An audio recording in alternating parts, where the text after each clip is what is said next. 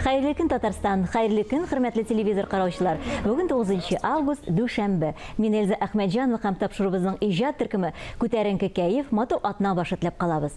Бүгенге көн тарихка нинди вакыйгалар белән кирип калган? Шул турыда кыскача булыр. Һәр елның 9 августында халыкара төп милләтләр көнен билгеләп үтәләр. Бүгенге көндә дөньяда барлыгы 90 илдә 476 миллион төрле милләт вәкилләре яши.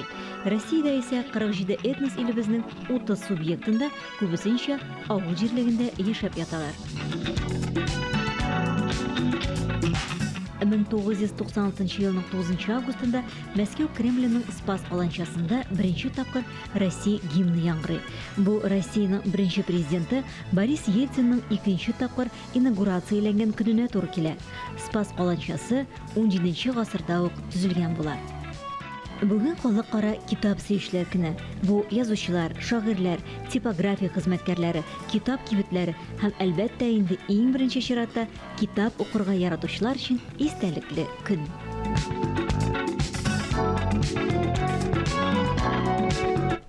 Өй хайваннары. Алар төрле зурлыкта, төрле кыяфәттә, холыклары белән дә аерылып торалар. Кеше аларга сыеныр урын бирә, ашата, саклый, ә иң мөһиме ярата. Аларны тәрбияләүдә күп кенә нечкәлекләр бар икән. Бүген без яңа рубрика башлап җибәрәбез. Бирдә сез төрле өй хайваннарын карауда файдалы киңәшләр ишетерсез. Ветеринар Мария Киселева этләрне тәрбияләү турында кызыклы һәм файдалы мәгълүматлар бирә.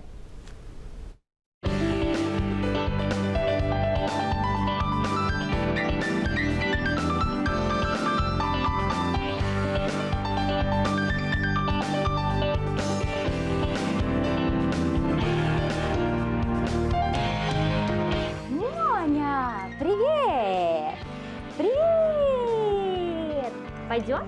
Пойдем смотреться? Пойдем, моя хорошая, пойдем. Давай, Моня. Это Моня. Собака породы американский стаффордширский терьер. Бу Моня. Америкалы стаффорд терьер тукымлы кичек. Аңа бары 10 гына ай әле. Шуңа да карамастан аңа 2 тапкыр эт инфекцияләреннән прививка ясалган. Моняның тукымы четерекле тукымнардан санала. Әлеге этләрне тәрбияләргә теләк белдергән кешеләр моңа бик җитди карарга тиеш.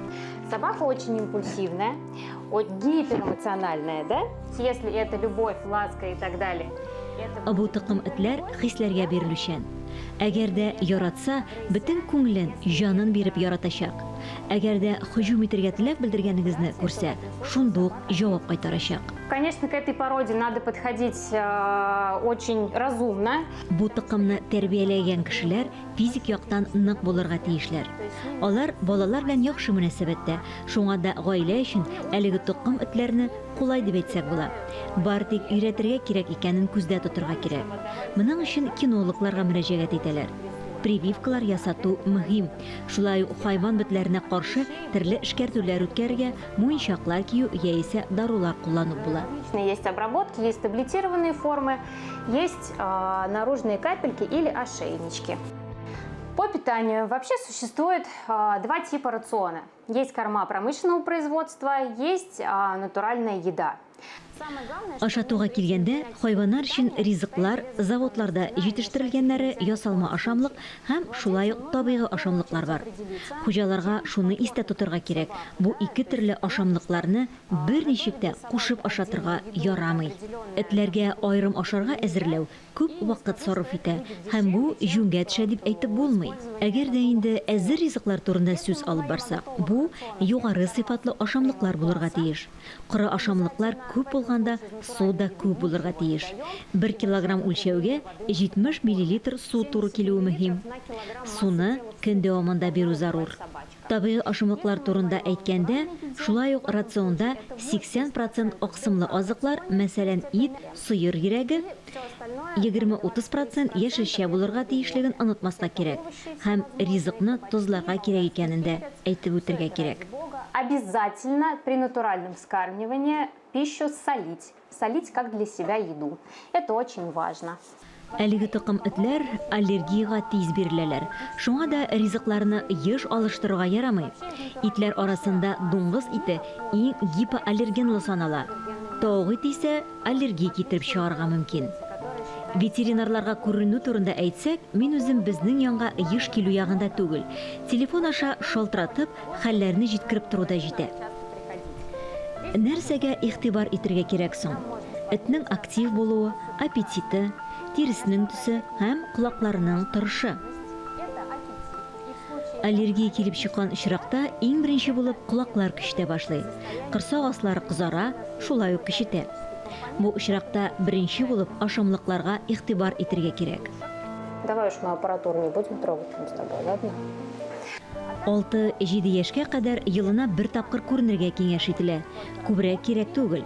Эт олыгайган сайын төрле лаборатория анализлары ясау кирәк булыр. Кан һәм сидек анализлары мәҗбүри. Шулай да иң төп бурыч өй хайваннары белән дуслашу. Мин үзем бу тыкым этләрне айруча яратам.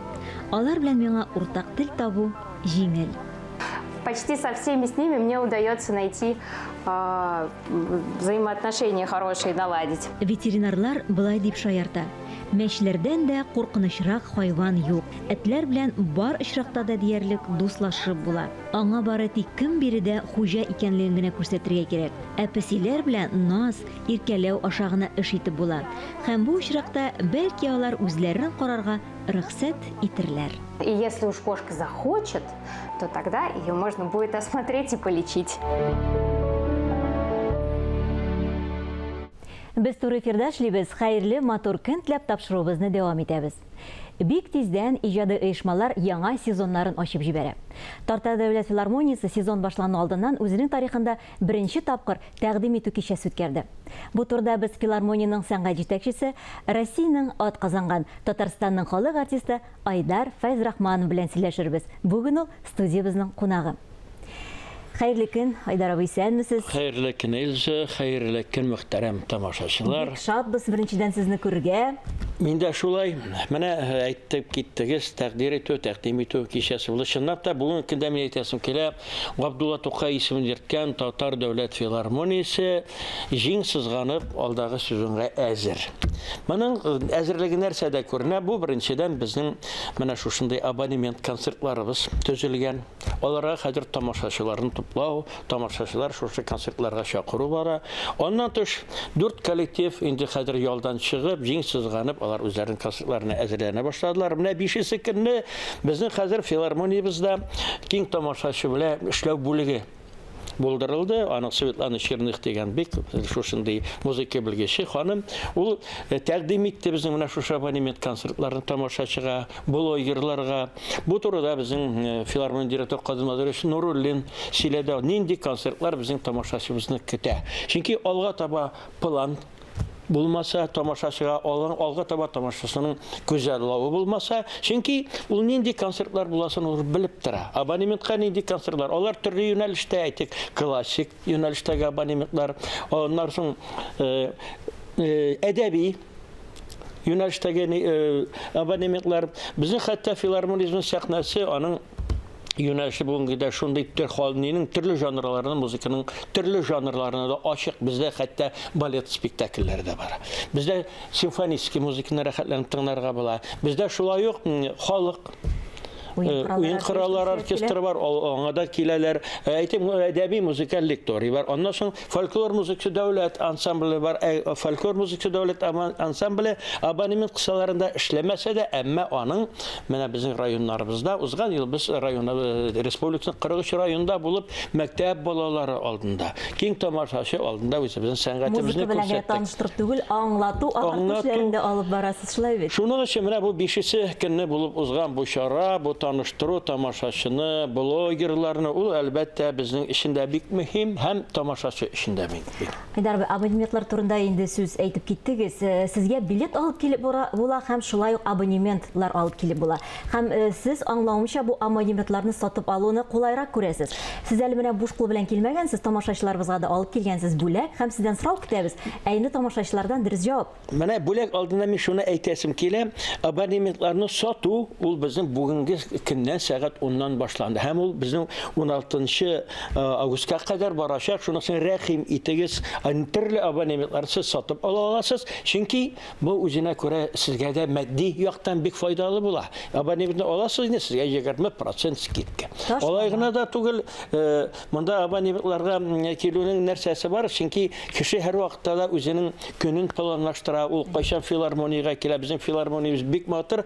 Һәм инде әлбәттә менә шушы уңайдан тамашачының да күңелен тагын бер җәлеп итер өчен менә мин монда бер билет алып килдем. Һәм мин аларга кичкенә генә бер сорау да әзерләп киттем. Ул сорауны мин әйттем, сез әйтәсез. Рәхим итеп сез әйтегез. Мин әйтәм, менә мин инде сезон ачыла дип сезгә сөйләдем. Әмма дә әйтмәдем ничәнче сезон икән. Менә шушы ничәнче сезон ачылганы сез миңа хәзер шалтыратып әйтсәгез, сез менә шушы билетка инде ия буласыз. Без шалтыратуларны тамашачыларыбыздан 554-30-51 телефон аша көтәбез. Рәхим итегез, шалтыратыгыз, дөрес җавапларыгызны җиткерегез. Һәм инде менә бик матур менә шушы бүләкне яңа филармония сезонының яңа сезонына шушы абонементларны сатып алганчы бүләккә алырсалар бик әйбәт була, шулай бик күңелле була. Көтәбез сездән шалтыратуларны. Безнең инде мөхәррирбез урынында утыра, сездән җаваплар көтә шушы телефон аша. Шунысын да әйтеп китәргә кирәк, балалар өчен дә концертлар бар, балалар өчен дә абонементлар бар һәм бу инде филармониягә бөтен гаилә белән килергә мөмкинчелек бирә.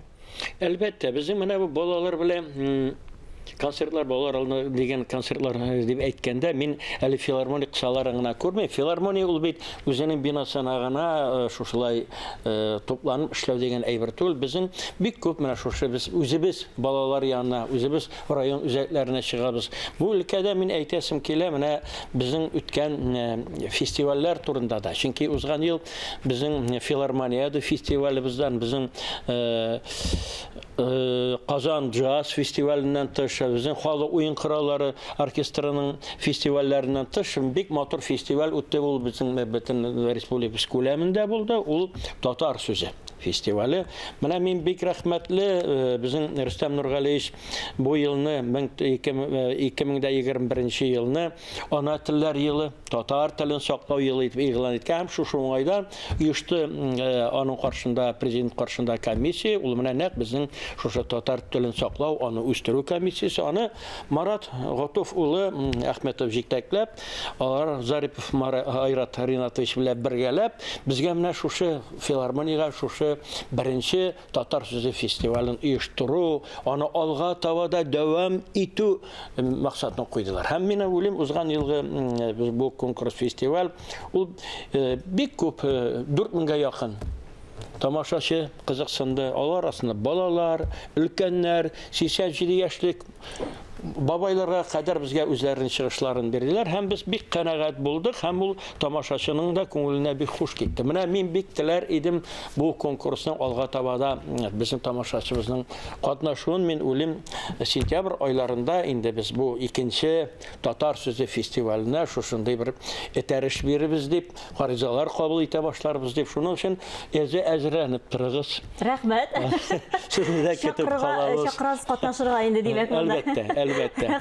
Менә шуның өчен бу юнәлештә безнең эшебез җиңсезганып бара. Чөнки филармония дигән сүз ул сәнгати дөньяга менә шушындай классик рәвештәге музыканы да, шул вакытны өлкән яшьтәге тамашачыга да, урта буын вәкилләренә дә, балаларга да, менә балалар турында әйттегез, безнең яңа елы елкалары вакытында менә шундый цикл үтә. Анда нинди генә программабыз юк. Алар шулай абонементларга кергән. Рәхим итегез, безнең филармониябыз теге эпидемия кысаларына сыярлык 70% тутырып, залны без рәхәтләнеп бүгенге көндә җиңсез эшләргә әзер. Шуның өчен без сезне һәр берегезне көтеп калабыз. Килегез.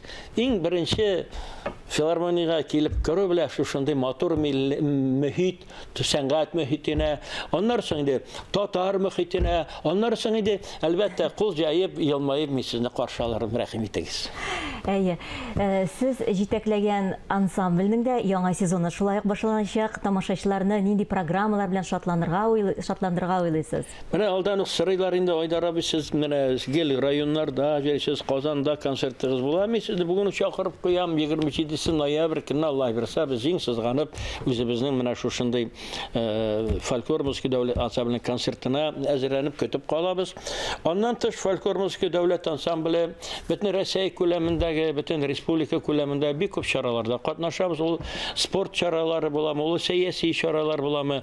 Аннан тыш менә Мәгариф министрлыгы берлектә без балалар алдында сәнгать дәресләре бирәбез. Бу бик кирәкле әйбер дип саныйм мин, чөнки баланың күңеленә без менә үзебезнең милли сәнгатебезгә, үзебезнең татар сәнгатенә, үзебезнең җырларыбызга, биюләребезгә, үзебезнең берсеннән-берсе матур киемнәребезгә, кызларыбызга, егетләребезгә, гомумән татар халкына мәхәббәт уятып калабыз икән. Бу инде әйтеп тора татар кешесенең, татар баласының күңелендә шушы хис мәңге саклана һәм ул чын татар кешесе булып үсә. Менә бу юнәлештә biz җиңсезганып эшләп киләбез. Мин бик рәхмәтле Мәгариф министрлыгына, алар һәр вакытта безгә кулларын сузалар менә бу өлкәдә, чөнки бу чараны никадәр кирәк икәнен аңлыйлар һәм аннан тыш фольклор музыка дәүләт ансамбле бүгенге көндә җиң сызганып нинди әсәрләр икәнен әйтмим. Без ике тагын кичкенә генә шундый фильмнарда төшерәбез. Алар Алла бирсә сезгә шулай җиткерәләр, чөнки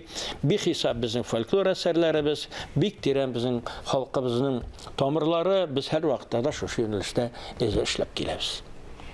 Безгә Айдар абый шалтыратып дөрес җавап бирүче тамашачыбыз бар. Ул Сабирҗанова Равиля Габделхаковна иң беренче булып шалтыраткан һәм сезнең сорауга дөрес җавап биргән. Аны тамашачыларга да яңгыратып китик. Җавабы дөрес булганмы, Эльза? Дөрес булган. Ничәнче сезон булган? 84-нче сезон. Менә насыйп булсын безгә бергәләшеп филармониянең 90 yıllık юбилей сезонында бергәләшеп менә шулай сөйләшеп утырып, матур итеп аны тамашачыга тәкъдим итәргә, чөнки алда юл бар, эшләргә ният бар, эшләргә материал бар һәм иң мөһиме Эльза тамашачыбыз бар. Менә мин тагын бер кат тамашачыбызны бүгеннән алып 15 августка кадәр безнең менә шушы абонементлар сатылып 10 минуттан ачыла касса абонементларны сатып алырга рәхим итегез. Айдар абый, сез ничек уйлыйсыз, менә сез җитәкләгән фольклор музыка дәүләт ансамбле чыгышы белән бүгенге тапшыруыбызны тәмамласак, ничек булыр микән? Аңа инде мин бик канәгать булам. Чөнки мин генә түгел, аны тамашачы да бик ярата ансамблебезне, чөнки татар халкы гомер буена хезмәтне яраткан. Ул гомер буена сәнгатьне яраткан, ул гомер буена матурлыкны яраткан һәм менә шулай матур итеп, сәнгатьле итеп яшәсәк иде бу дөньяда. Шулай булсын. Сезгә бик зур рәхмәт. Бары тик уңышларны теләп калабыз. Яңа сезон бик тә уңышлы булсын һәм истә калырлык булсын. Әминә Әхмәтҗанова, сезнең белән иртәгә кадәр сау булашам. Һәр көнегезне бары тик матур уй фикерләр белән генә башлагыз. Исән-имин булыгыз. Амин.